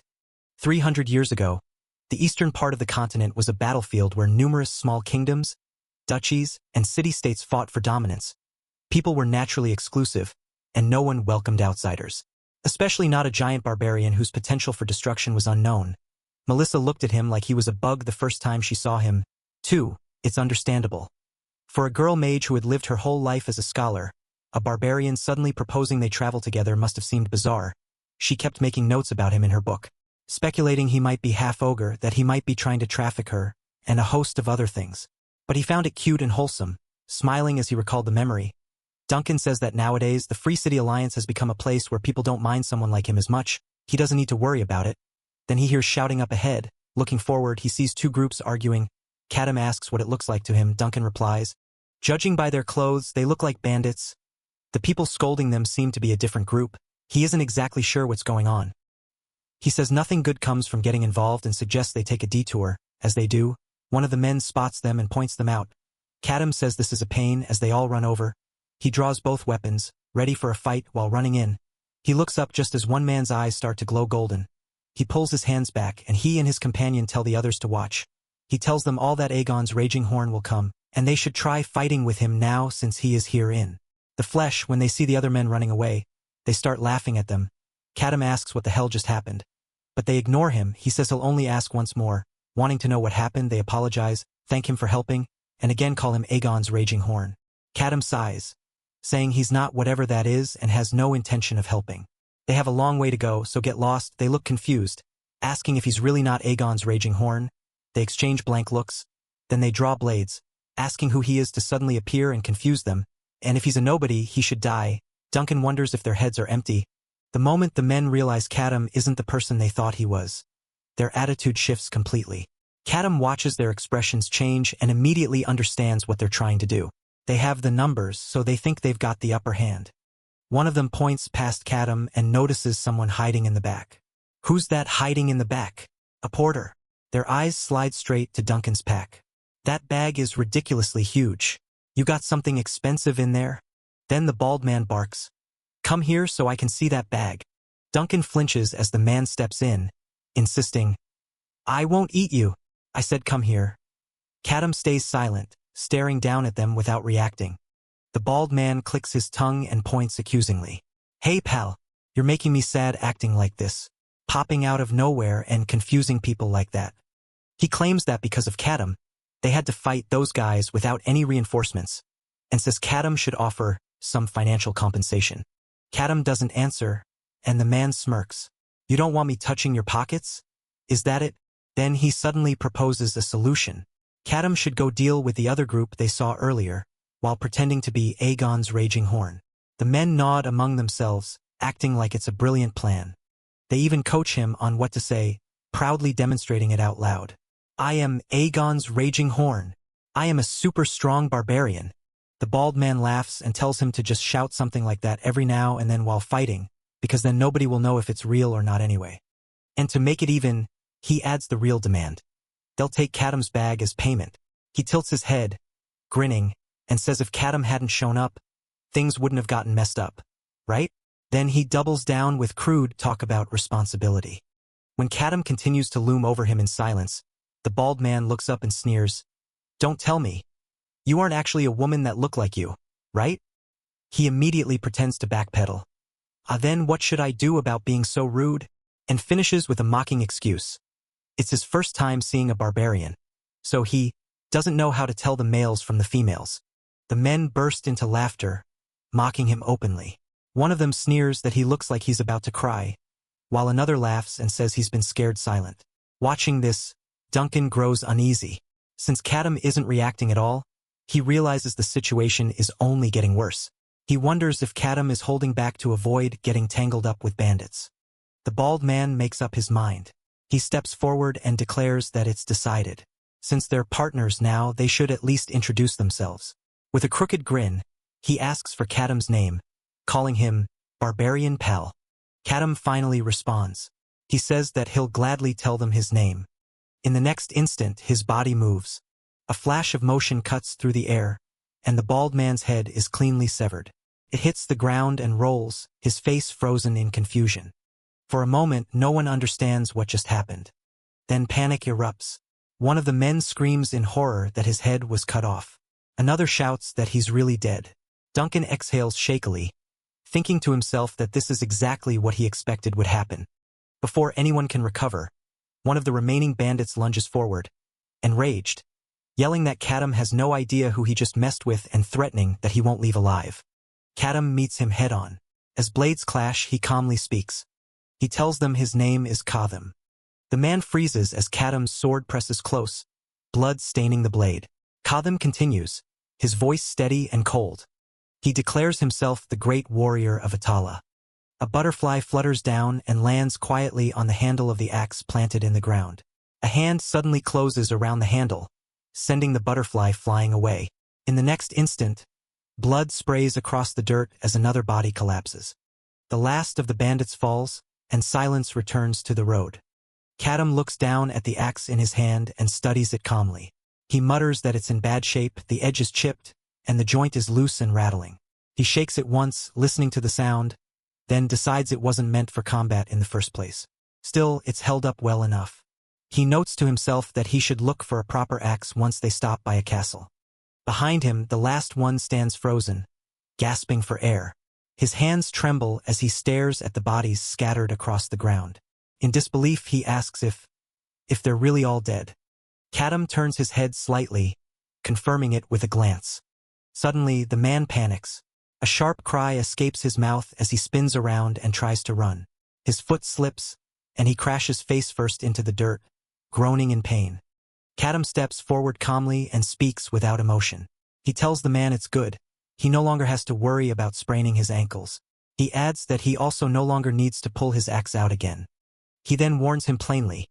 If he doesn't want his spine crushed, he'd better answer everything Kadam asks. Terror floods the man's face. He screams as Kadam looms over him, the pressure alone enough to make his voice break. Kadam asks if those men were bandits and whether they had any connection to the two who ran away earlier.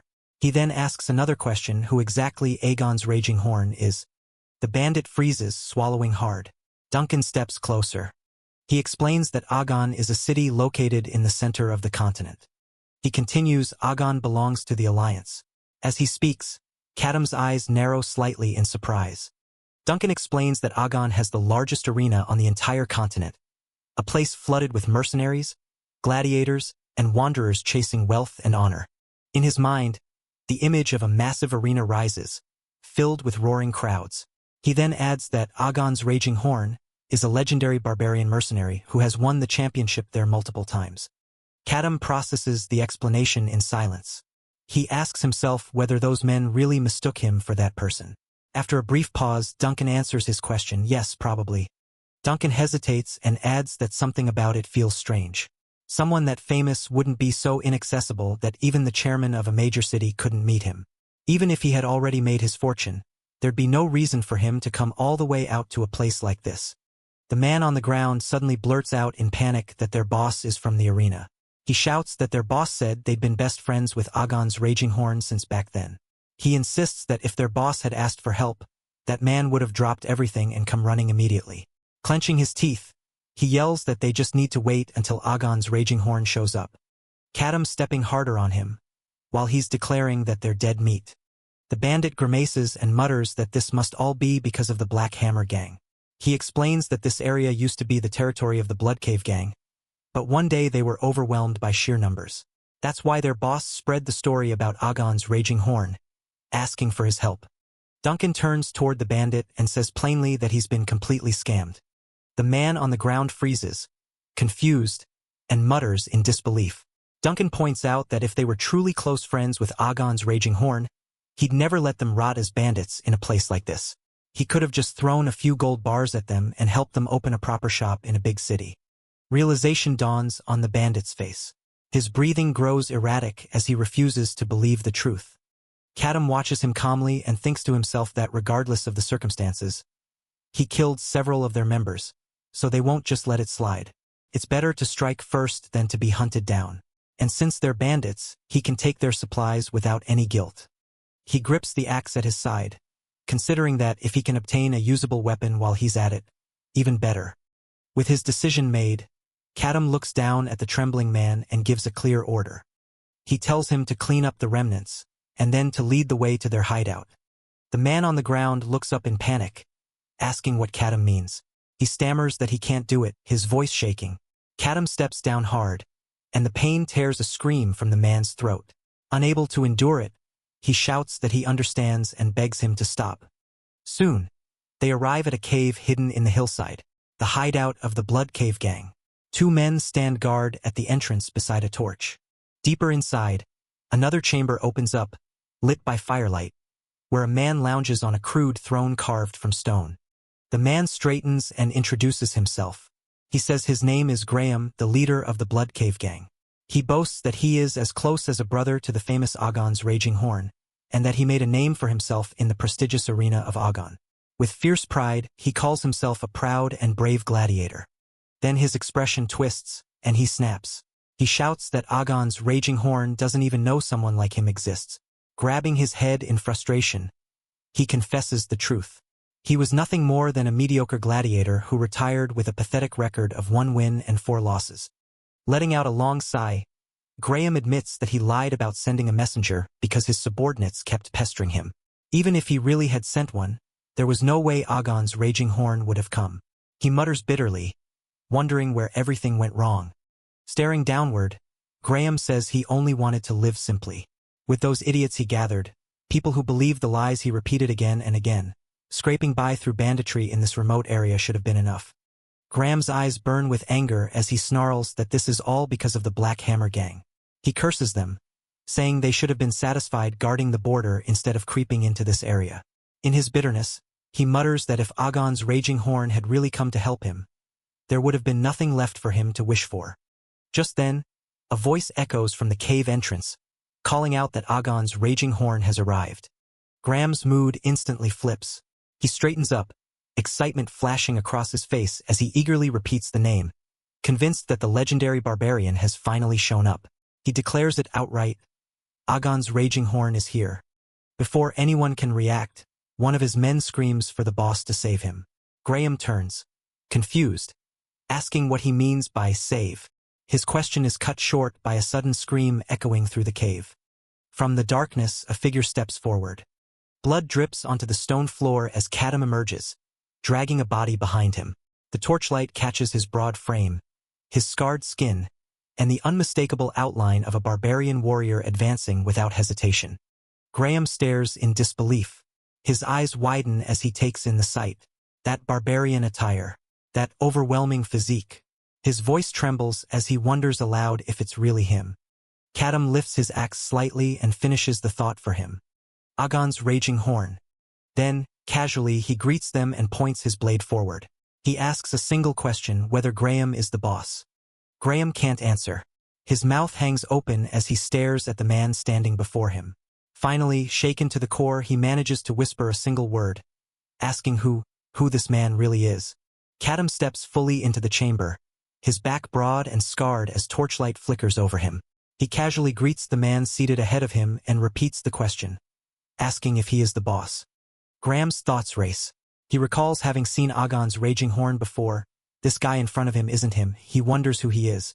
A barbarian showing up so deep inside their hideout, cutting his way in without hesitation. It makes no sense. Even if he isn't truly Agon's raging horn, the pressure he gives off is unmistakably dangerous.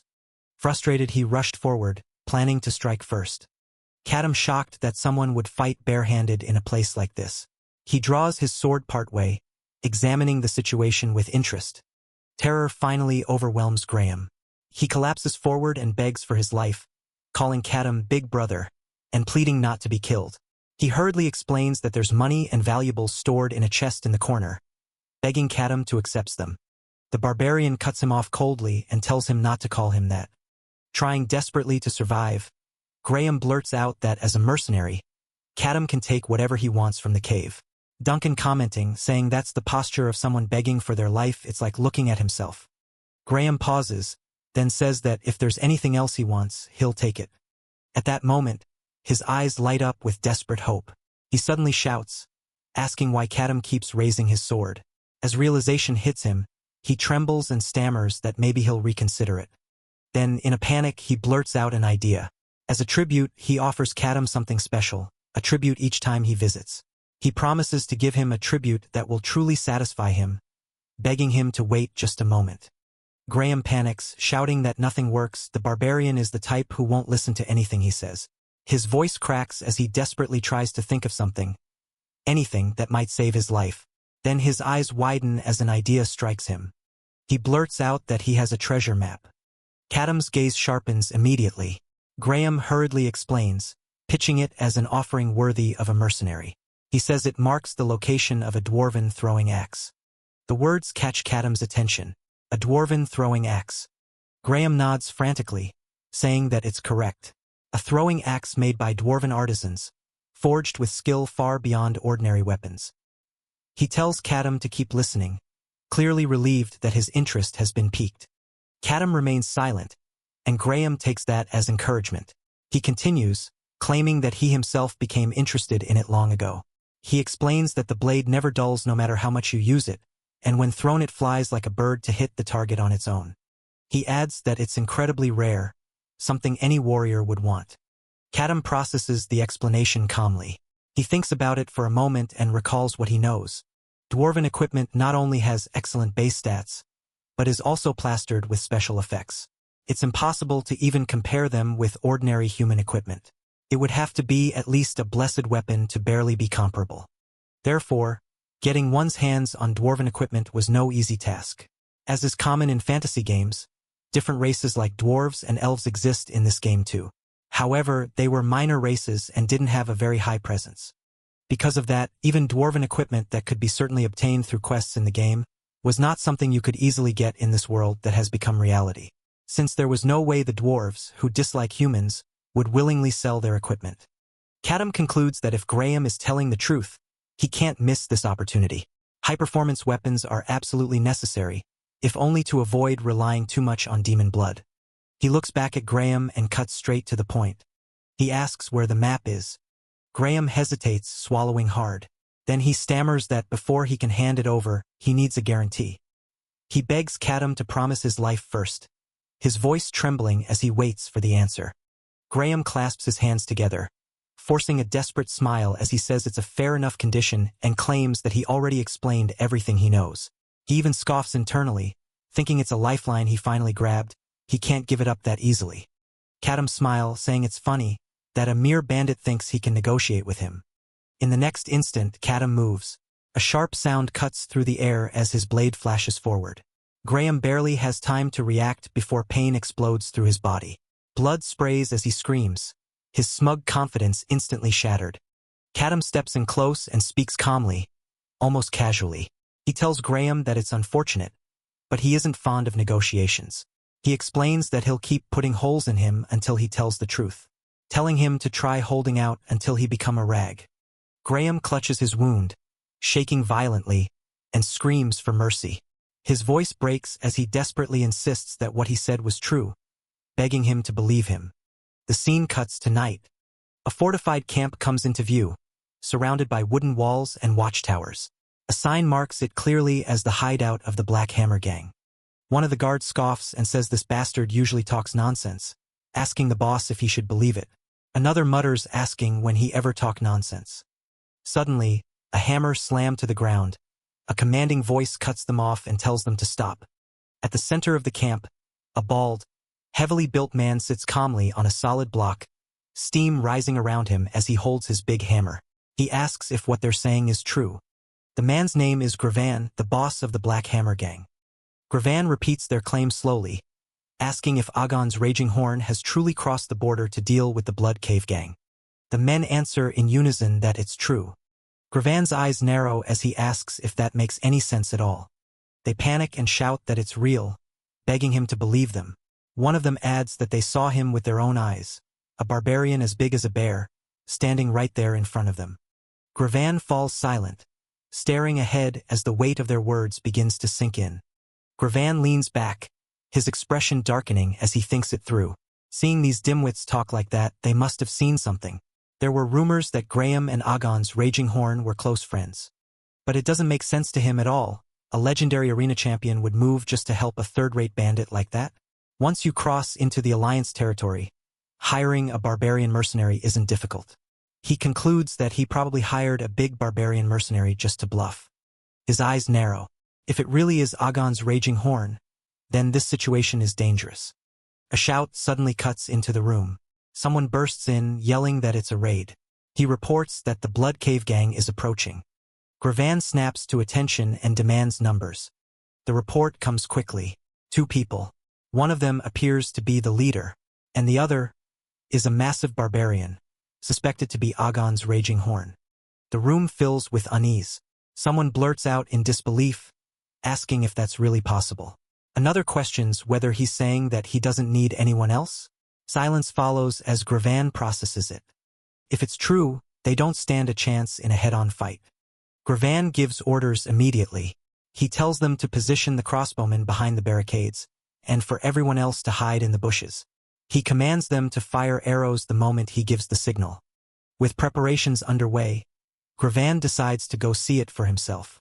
He says they'll verify it with their own eyes. If the man really is Agon's Raging Horn, they'll know soon enough. Night deepens as Gravan moves out. Elsewhere, along the dark forest road, Kadam and his companions continue forward. Graham mutters that they're almost there. Then, hesitantly, he asks Kadam if he truly intends to walk straight into the Black Hammer Gang's hideout. Kadam reminds him that he's the one who said the map is in their territory, or if everything he heard before was a lie. He hurriedly explains that they originally hired the Blood Cave Gang to guard this area after they lost control of it. Kadam doesn't reply. Graham swallows and adds that, at most, they were just a small bandit group anyway. Kadam finally speaks and asks how many of them there are. Graham answers that there should be around 100. He quickly adds that the Blood Cave Gang was only one part of them, and that the Black Hammer Gang is a much larger group. He nervously mutters that if he says 100 surely he'll give up and go back. Kadam looks ahead calmly and says that it's a lot for a frontier bandit gang. Graham says that if that's the case, they should bring more mercenaries and attack together. But Kadam says that it'll be a bit tiring after killing them all, so they should hurry. Graham freezes. Kadam continues walking and states that he wants to get back before sunset. Graham can only stare at him in disbelief. Not long after, they reach the outskirts of the Black Hammer Gang's hideout. A large bald man steps forward, staring straight at them. He shouts that he didn't expect to meet him like this and demands to know what business brings him here. Graham immediately responds loudly, mocking him and asking how he could not recognize him. He declares that he came today to declare the downfall of the Black Hammer Gang. With exaggerated pride, he introduces himself as the close friend of the great champion of the arena. Then, pointing dramatically behind him, he announces the real reason for his confidence. Alongside him stands the gloriously named Agon's raging horn. The surrounding men stiffen. Gravan's eyes narrow as he studies Kadam's figure. His grip tightens and a chill runs through the air. He silently wonders if it's really Agon's raging horn. Graham grins wildly, convinced that it's done. With this, they'll be shaking up, and all the attention will focus on the barbarian. He'll run away while the Black Hammer Gang and the barbarian are fighting frantically. Before he can finish, Kadam grabs him from his hair, asking him what he's doing. The man cries out in pain as Kadam lifts him effortlessly. Kadam speaks clearly and firmly, telling him to listen. He states outright that he is not Agon's raging horn. He has no intention of fighting anyone as long as he gets what he came for. There is no need for them to shed blood if that's possible. Gravan stares at him, stunned. He repeats the words slowly, disbelief creeping into his voice. "You're not Agon's raging horn?" A grin spreads across Gravan's face. He laughs and declares that he knew it all along. Gravan's grin widens as he processes Kadam's words. He thinks to himself that he knew it all along. He must be a mercenary hired by Graham with money. Gravan assumes that Kadam probably betrayed his employer after realizing he was dragged into a death trap like this. His expression shifts to one of amusement as he considers the situation. Gravan's amusement turns to curiosity as he wonders why Kadam remains so calm despite not being Agon's raging horn. He questions whether he truly understands the situation he's in. Suddenly, a massive hammer slams into the ground with a resounding thud, signaling the readiness of the Black Hammer Gang. Nearby, members of the gang prepare their weapons, loading crossbows and unsheathing swords, their eyes fixed on Kadam and Graham. Laughter echoes through the air as the gang surrounds them, their confidence evident. Gravan chuckles, acknowledging the situation with a mocking tone. The gang members close in, their intentions clear, as Kadam and Graham stand at the center of the encircling threat. Gravan, with a smirk, offers to cooperate, asking Kadam what item he is searching for. He assures him that his subordinates will assist, inviting him to speak freely. Our MC responds calmly, stating that he needs a map. He points out that Graham knows the location, so he doesn't require their help. He instructs them to simply clear the way. Gravan, taken aback, repeats the word, "A map?" in disbelief. His eyes widen in surprise as he processes Kadam's request. He quickly retrieves a worn piece of parchment from his belongings and holds it up, asking if this is the map Kadam is referring to. Graham's eyes go wide with shock as he recognizes the map. He stammers, confirming that it's indeed the one they need. Bewildered, he questions how Gravan came to possess it. Gravan looks at Graham with a knowing expression, commenting on how he really did hide the map. He explains that one of his subordinates found it under a rock and brought it to him. He mentions that several groups have been searching for this map, suggesting that whatever is marked on it must be a valuable treasure. He then asks Kadam if this is what he came for. The protagonist's eyes widen in response, while Gravan bursts into laughter, clearly amused by the situation. Graham, standing beside Kadam, is bewildered by Gravan's actions. He watches in shock as the bald begins to tear the map, questioning if he has lost his mind. The sound of ripping parchment fills the air as Gravan continues to destroy the map. Gravan's laughter echoes as he finishes tearing the map, his expression wild with defiance. He even swallows it. Then he taunts Kadam, challenging him to take the map now if he can. The gang members around him chuckle, their confidence bolstered by Gravan's bold move. Kadam, unfazed by the provocation, responds calmly. He assures Gravan that if retrieving the map is what he desires, he will gladly do so. His demeanor remains steady, showing no sign of intimidation. Graham, standing beside him, watches the exchange with a mix of disbelief and apprehension, unsure of what will unfold next. Our MC's expression remains determined as he states that he must act quickly if he wants to retrieve the map before it passes into Gravan's stomach. His calm demeanor contrasts sharply with the tension in the air. Suddenly, Gravan shouts a command to his men, ordering them to fire, and not let the barbarian take a single step closer. The gang members, poised and ready, respond immediately to his directive. The tension escalates as one of the gang members grips his crossbow tightly, ready to fire. The gang member swiftly loads his crossbow, the string taut with anticipation. Kadam's eyes narrow, his expression sharp and unwavering. He remains calm, assessing the situation with a keen gaze. Graham, panic-stricken, stammers out a desperate plea to run.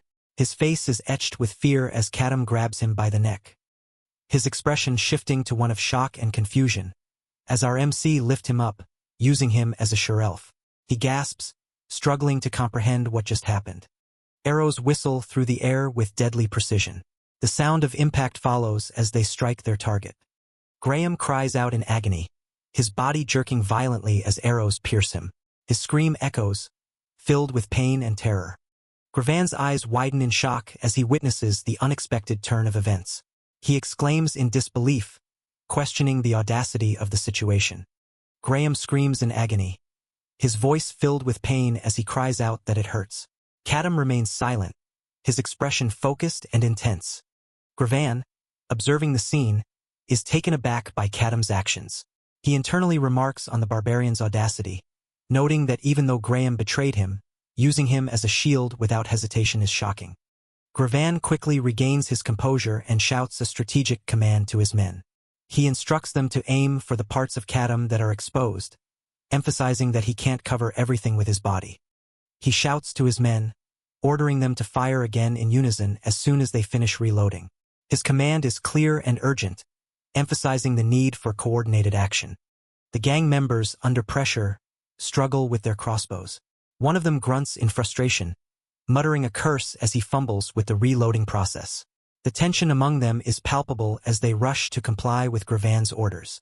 Suddenly, an axe flies through the air with incredible speed and force. Its trajectory is swift and precise, cutting through the air with a sharp, whistling sound. The gang member's eyes widen in shock as the axe hurtles towards him. He barely has time to react before it strikes with brutal force. Blood splatters as the axe embeds itself into the man's head, the impact swift and lethal. His body crumples to the ground, lifeless.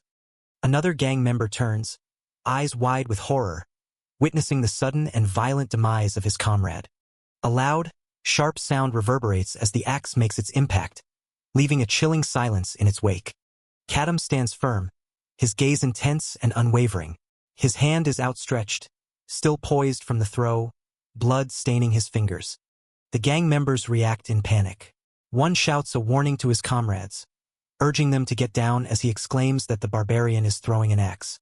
Another gang member, visibly shaken, curses under his breath, lamenting the loss of their comrade Rajo.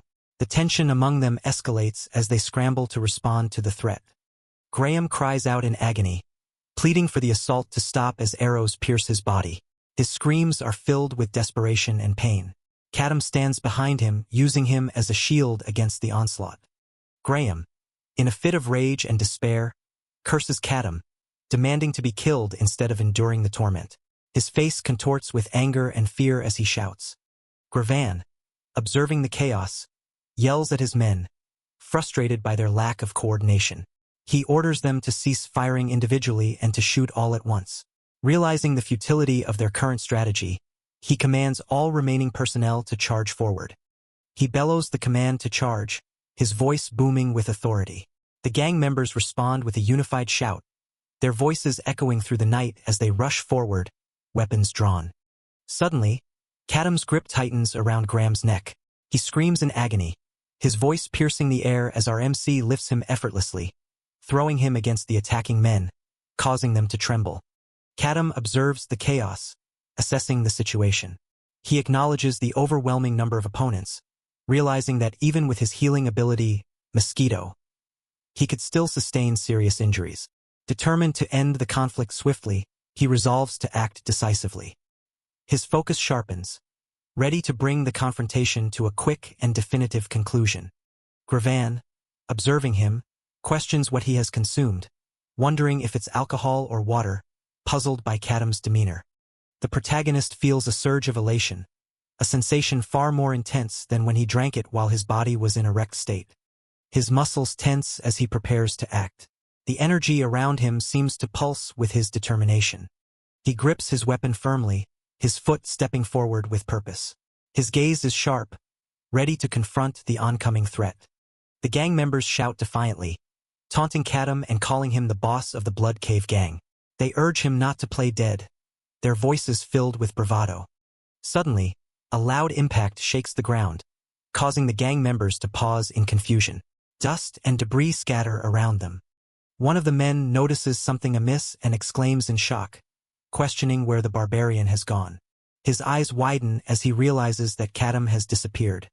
Before they can react, a swift and brutal attack strikes. Blood splatters as the gang members are caught off guard, their expressions frozen in surprise and pain. Blood splatters as Kadam's swift attack decimates the gang members, leaving them in shock and panic. One of the men clutches his head, screaming in terror as chaos erupts around him. Confusion spreads among the gang as they question what is happening, unable to comprehend the sudden turn of events. Amidst the turmoil, they frantically search for Kadam, bewildered by his disappearance. Their voices rise in panic, demanding to know where the barbarian has gone. A system message appears, highlighting the demon blood buff effect. Kadam's foot slams into the ground with immense force, the energy around him surging with power. The ground trembles beneath him, amplifying the intensity of his presence. He moves with incredible speed, cutting through the gang members with precision and force. His swift attacks leave them reeling, unable to keep up with his movements. A system message appears, indicating agility enhancement, highlighting the source of Kadam's newfound speed. The gang members, bewildered by his rapid movements, shout in frustration. One of them exclaims, "Damn it! Why is he so fast?" Their confusion grows as they struggle to comprehend the situation. As Kadam moves with blinding speed, a thought crosses one of the gang members' minds. By the time he sees him, someone has already been taken out. The realization hits hard as the swift motion of Kadam's weapon slices through the air. Blood arcs through the scene as his relentless assault continues. The gang members are caught off guard, their bodies falling one by one under the force of his strikes. Panic spreads as they struggle to comprehend the sudden devastation. The gang members shout in desperation, urging each other to do something as another one of their own falls. Panic spreads as they admit they can't even see Kadam, questioning what they should do. Their cries of fear echo through the night. Gravan watches the chaos unfold, his mind racing. He struggles to comprehend the scene before him, questioning what he is witnessing. His thoughts are filled with disbelief as he wonders how a barbarian could possess such divine power. He ponders the origins of Kadam's abilities, unable to fathom where he came from. Silence hangs in the air as Gravan's thoughts linger, the mystery of his power leaving him in stunned contemplation. The gang members, overwhelmed by Kadam's power, can only think of him as a monster. Fear grips them as they witness his might. Gravan gulps nervously, sweat trickling down his face, as the reality of the situation sinks in. In a desperate attempt to regain control, the leader of the gang orders his crossbowman to load a crossbow and bring it to him. His voice is commanding, but there's a hint of urgency. The crossbowmen, caught off guard, quickly respond with a hesitant, "Huh? Yes," as they scramble to follow the order. The leader of the gang grips the crossbow tightly, his eyes focused and determined. He reassures himself that no matter how fast Kadam is, there will always be a moment when he stops and reveals himself. He observes that as the numbers dwindle and the distance widens, these moments become more frequent. After each attack, Kadam pauses, exposing himself briefly as he searches for his next target. Seizing this opportunity, the leader shouts, "Now!" and releases the bolt from the crossbow with precision, aiming to catch Kadam during his brief moment of vulnerability. The leader's eyes widen with determination as he releases the crossbow bolt. It flies through the air with deadly intent, aimed directly at Kadam. RMC, surrounded by the chaos of fallen gang members, moves with a fluid grace. His eyes, glowing with a fierce intensity, catch sight of the incoming bolt. In a moment of tension, the leader watches with anticipation, convinced that his shot has found its mark. He exclaims triumphantly, "Got him!" his voice filled with a mix of relief and excitement. However, Kadam's eyes widen, and a surge of energy surrounds him. The bald man's expression shifts from triumph to shock as he realizes something unexpected has occurred. Kadam stands firm, his hand gripping the arrow tightly. His expression remains calm and focused, a stark contrast to the chaos around him. He breaks the arrow, looking straight at Gravan. The bald man stares in disbelief, his mind racing. This crazy. He caught the arrow with his hand. What kind of nonsense is this? He thinks, sweat dripping down his face. Kadam's presence is overwhelming, his aura radiating power. He steps forward, the ground cracking beneath his feet. The bald man panics, realizing the threat before him. I think he's coming this way right now," a nearby bandit exclaims, fear evident in his voice. The bald man snaps into action, shouting orders. "Crossbows! Loaded ones! Hurry!" His voice trembles as he tries to prepare for the impending confrontation. The bandits, gripped by panic, shout to stop Kadam from reaching their boss. They raise their weapons, urging everyone to charge and attack at once. A flurry of motion ensues as Kadam moves with incredible speed, cutting through the air. The bandits are caught off guard, their attempts to halt him proving futile. The barbarian's eyes burn with determination as he advances, his path marked by chaos and destruction. The bandits are thrown into disarray, unable to comprehend his relentless assault. One bandit, overwhelmed by fear, stammers that Kadam shows no intention of stopping. Gravan, equally terrified, wonders if Kadam has shifted his focus because of the crossbows, which have become a nuisance. The bald man urgently asks how many loaded crossbows they have. A bandit responds nervously, saying they have 3, including the one he's holding. The bald man acknowledges this and instructs them to listen carefully. Later, Gravan's hand grips the handle of a massive hammer. He lifts it with ease, the weight seemingly inconsequential to him. With a determined expression, he swings the hammer with incredible force, the air whistling as it cuts through. Kadam's feet slam into the ground with explosive force, propelling him forward with incredible speed.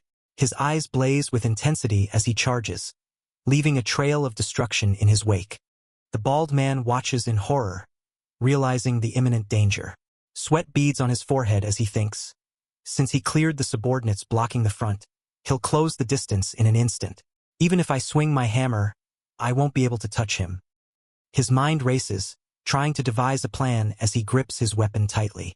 Looking at a crossbow near his feet, Kadam's relentless advance continues, his presence overwhelming.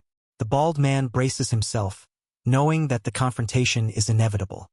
The bald man, filled with rage, swings his weapon with all his might, shouting, "Eat this, you barbarian bastard!" His attack is fierce, aimed directly at Kadam. Kadam, unfazed, charges forward with unstoppable momentum. The ground beneath them shatters from the impact of the hammer attack, sending debris flying in all directions. As Kadam advances, he grunts, feeling the force of the ground breaking beneath him. His eyes remain focused, determined to continue his assault. The bald man, realizing the urgency, yells at his men, "You idiots! Now!" His voice is filled with desperation as he tries to rally his forces for a counterattack. 2 bandits swiftly raise their crossbows, releasing bolts that streak through the air toward Kadam. Kadam, with a calm yet intense gaze, thinks to himself about the petty tricks being used against him. The bald man, sensing the urgency, grabbing the crossbow from the ground. In a swift motion, Kadam catches one of the incoming bolts with his bare hand, his expression showing mild annoyance at the cheap tactic. The bald man, undeterred, taunts Kadam, challenging him to catch another projectile as he prepares to launch another attack, putting the crossbow near the barbarian's face. Kadam surprised, his expression of shock on the clever move. The bald man, filled with confidence, taunts him, laughing as he boasts about his next move. He believes that shooting from the front will leave Kadam with no options. RMC lowering his head, with a red energy around him. Suddenly he lifts his eyes, gazing at Gravan. The bald man's eyes widen in shock as Kadam's swift movement leaves him vulnerable. A sudden, intense pain erupts in his abdomen, and he gasps, struggling to comprehend the situation. Blood gushes from the wound, staining his clothes as he stumbles backward, a look of disbelief etched on his face. He lets out a pained groan, barely able to stand. A scream of agony escapes his lips, echoing through the air. The realization hits him hard. He's been struck directly, despite his earlier confidence. Confusion and fear grip him as he wonders how the arrow managed to hit him so precisely. His mind races, trying to make sense of the impossible. Meanwhile, Kadam stands firm, his teeth clenched around the shaft of the arrow. The wooden projectile is caught between his teeth, a testament to his incredible reflexes and strength. The protagonist spits the arrow onto the ground. The bald man stares in disbelief, muttering to himself about Kadam's ability to catch an arrow with his teeth from such a distance. Kadam, his expression calm yet intense, informs the bald man that he will deal with all his subordinates and return. He instructs him to wait quietly. As Kadam moves with determination, chaos erupts among the bandits. Cries for help fill the air as panic spreads through their ranks. The bald man stands frozen, his mind racing as he hears the desperate screams of his men. The realization of their hopeless situation begins to sink in.